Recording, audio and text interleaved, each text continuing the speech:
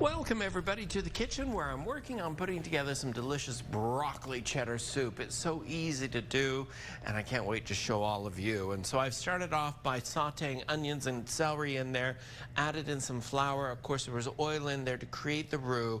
And now I'm just over here basically creating up all of the ingredients that we're going to add into it. So once that comes up to a boil, we'll continue adding ingredients over there. So now these are all going to be garnished that comes in. So I have my red bell peppers that I'm just going to use for garnish and some green onions that are going to go in there as well.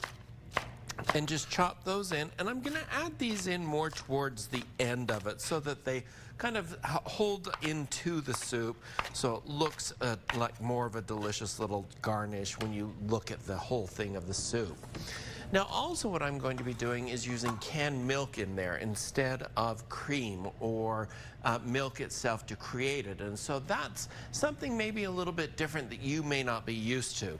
But this is where I get to use my immersion blender that I just love doing here.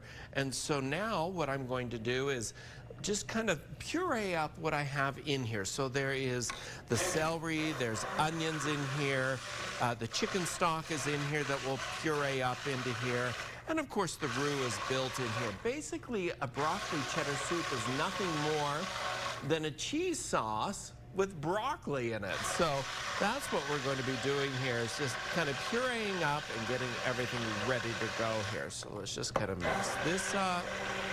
There we go. Mix it up as best as we can.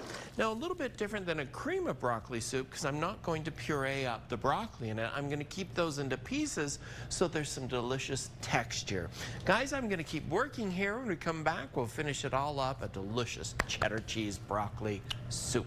Sounds great. Yeah, especially in a day like they're down from where they were. Tipping a little bit down. Yeah. Okay, let's head back into the kitchen and finish up the soup. Let's do it here. It has come to a simmer here. I've added in the broccoli, grated carrots. I've added the cheese into it.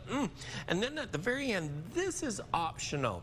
So this is merely for garnish to make appearance look beautiful because I don't really want it to cook. I still want to see that red bell pepper and those green onions when I ladle this into a bowl, just for the garnish of it to look beautiful. Now also I pulled out, these are the Rhodes Texas rolls. I love them. They're very easy to do. I just, proof them and then you bake them off, and it's just easy and delicious rolls to go with it. And so I've left, like I said, the broccoli in whole pieces. This was just a bag of the broccoli from Smith's.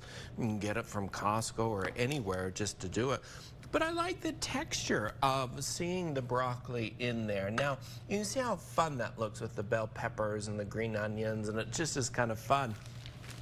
And I have to take you now to my childhood, because one of my very favorite things when I was a child were the goldfish, the Pepperidge Farm goldfish.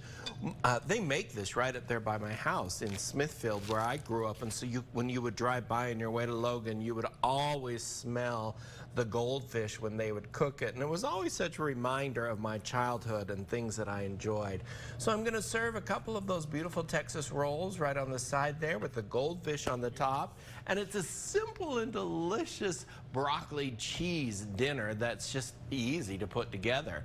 You can head on over to KUTV.com for the recipe. You can also go to cookingwithchefbryan.com for the recipe. And I wanted to point out that you could make this totally vegetarian by using a vegetarian stock and simply leaving the cheese out.